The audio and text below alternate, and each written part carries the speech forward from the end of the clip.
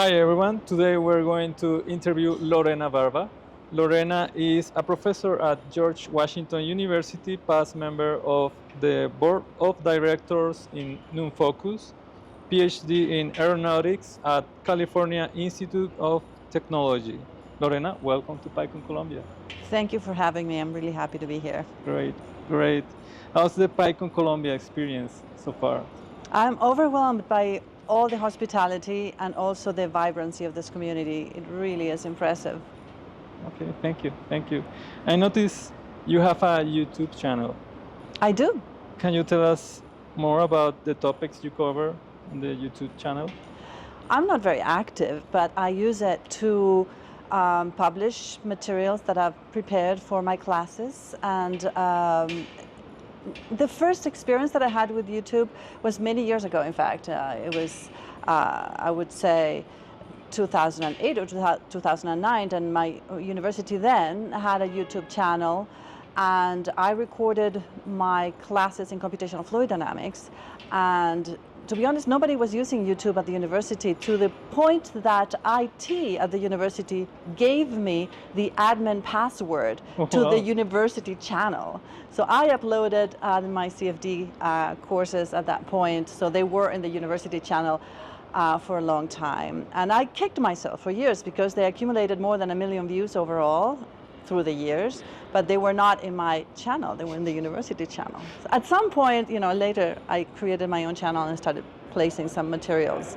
And very recently, in fact, I found an old hard drive with those original videos from many years ago, and I uploaded them to my own channel, and I wrote a polite email to my old employer, said, "This is my materials, and could you please take them down from the university channel because I want them in my channel now." And they did, so all is good. Such experience. Yes. It was hard to do because they had so many views, overall more than 1 million views. But I had created a playlist, and so I reused the same playlist with my YouTube videos. So I think that people can still find them. And Great. I bit the bullet and changed them. So your inspiration was teaching? Yes. Right? Yeah, at the time it was about supporting my teaching in the classroom, and then I discovered that in fact there's a whole lot of people out there that can benefit from what I now call teaching in the open, as I've incorporated other media, like using GitHub or publishing other slides on Figshare and various other repositories for sharing materials. Great, awesome. We were chatting yesterday that you were involved with JupyterCon and NumFocus, right? Could you tell us more about this experience? So thank you for asking about that, Javier. I was in the board of directors of NumFocus for 7 years. That's a volunteer position to help with the governance of the nonprofit that provides fiscal sponsorship, as you know, for many of the projects that we know and love from the scientific Python ecosystem. Jupyter is one of them. And the first two JupyterCons occurred in 2017 and 2018 under the umbrella of O'Reilly at the time. And there were conversations about moving that conference to NumFocus, the community event organizer. And we finally did so, but there were delays. If there was no conference in 2019, and nobody was stepping up to actually lead this through, because it's a lot of effort, as you know, to organize a conference. So I offered to take care of that, to organize it as general chair in 2020. We had planned to do that in Berlin.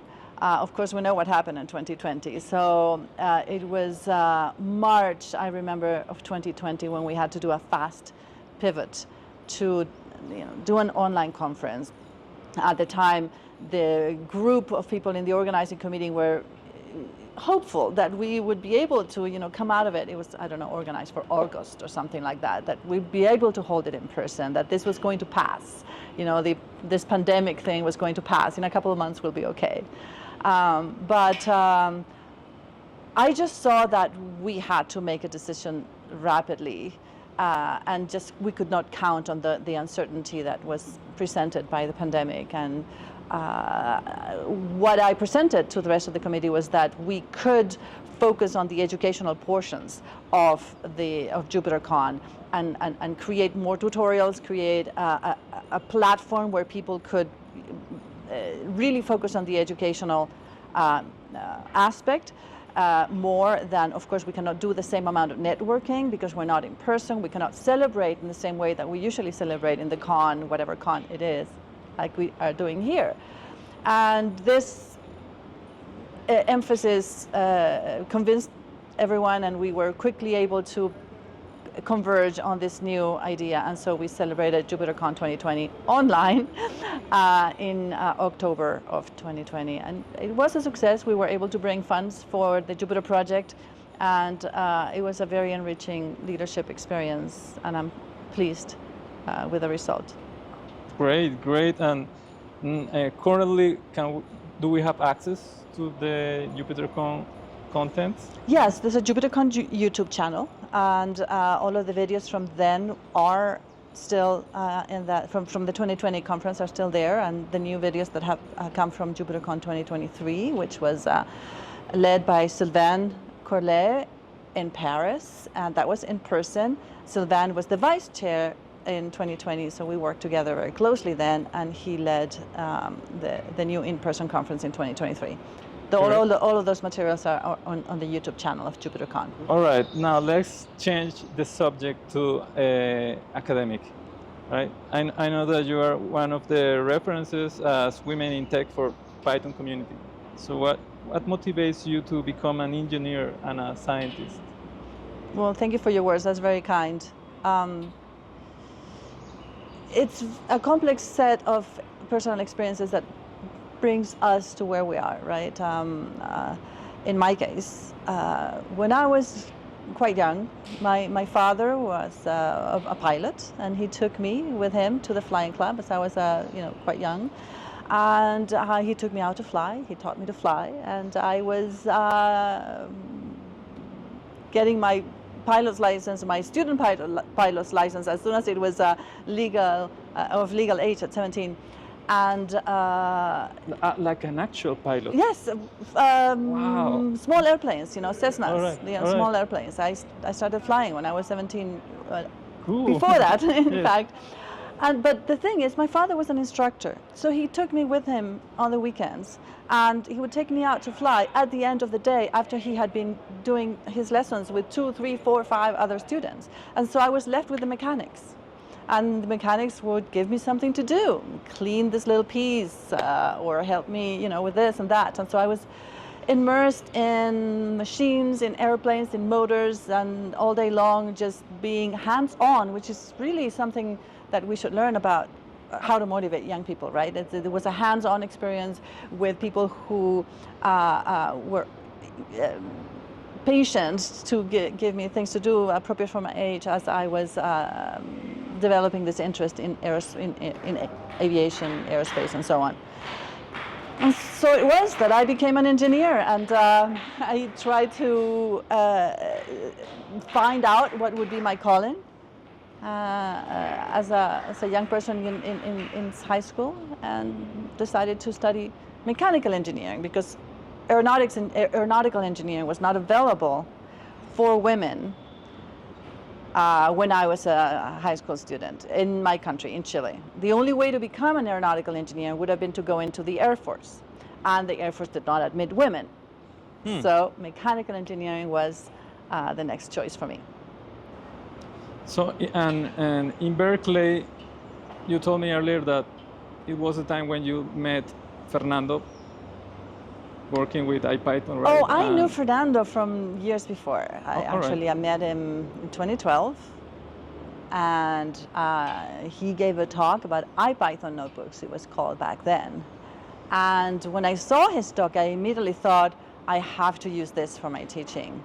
And in the coffee break, I started talking to him, because he's from Colombia, I'm from Chile, and we started speaking in Spanish. There's immediately some, the Latin American connection, and so we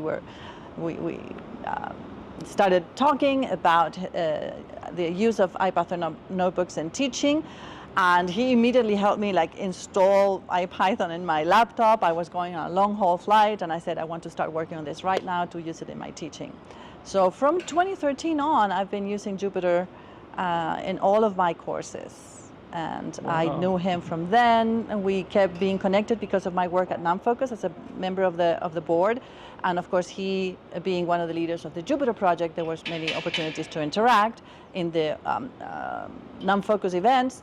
And we became friends. And so by the time I arrived at Berkeley, we knew each other well. I had the opportunity to socialize with him, to meet his wife, and of course I appreciate very much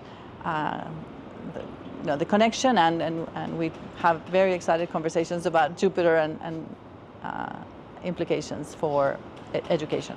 You told us earlier that you focus on computational fluid dynamics. What initially drew you to that field? Oh dear, I can't say. As a student, I really liked the mathematical expression of physical principles, and the mathematical underpinnings of fluid dynamics is just beautiful. I found it beautiful. So applied mathematics kind of was the draw for me as a student. And as a doctoral student, I started to learn about, of course, computational applications, or the computational approach to resolving those mathematical formulations of our physical laws. And I did my degree, and I completed my PhD. At the time, I didn't know Python. So I completed my PhD without knowing Python, but I knew, so I'd gone from like prototyping my ideas on MATLAB to learning how to implement something that would be more performing in, just the surface of C++ and parallel computing using a library that's called PETSI, a library for parallel computing in the applications of partial differential equations. And the prototyping in MATLAB taught me about the ease with which you can use a high-level language to express mathematical ideas, but I kind of was annoyed by the limitations of this commercial product.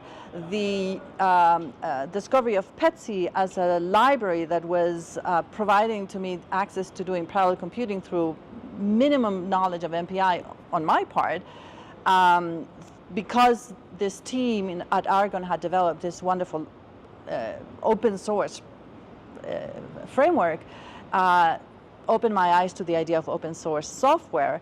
And so as I began my career as an assistant professor, I decided to improve my life by learning about more open source software.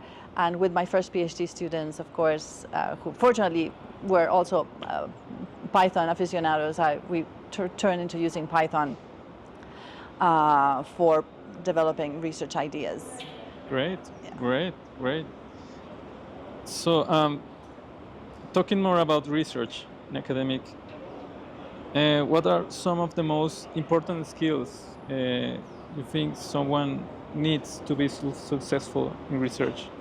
I came up with this question because I found your profile on Google Scholar. I saw all the links, all the references, and I said, wow, I have to ask. That's very kind. Certainly my research trajectory is somewhat non-traditional because I have interdisciplinary interests. But what I can say for young people that are interested in doing research or having a research activity is that we start with some curiosity for things that things that you want to discover. You want to add to knowledge in some field. You start with that, but then you encounter your own limitations and frustrations along the way. And then the key is perseverance that is unreasonable perseverance, that is also deaf to other opinions about what you should be doing, but nevertheless that finds a way to develop your skills and build upon your strengths to use them towards that that thirst for discovery. And it combines a series of things. You have to believe in yourself, but also be humble and willing to learn from any source. But then at the end of the day, it's like I always tell my students, research is like a march through fog.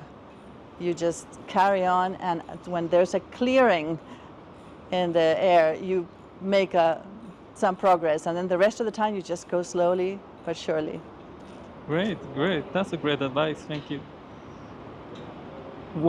Talking about advices, what advice would you give to young women who are interested in pursuing a career in engineering or computer science?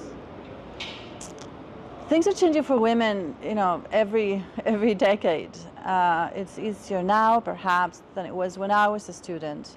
I was the only woman in my group of students in mechanical engineering. I was one of two in my PhD program when I came into Caltech. So now perhaps there's a strengthening numbers, but still in technical fields, we're a frank minority. Women are a frank minority. And the fact of the matter is that we still encounter bias. We still encounter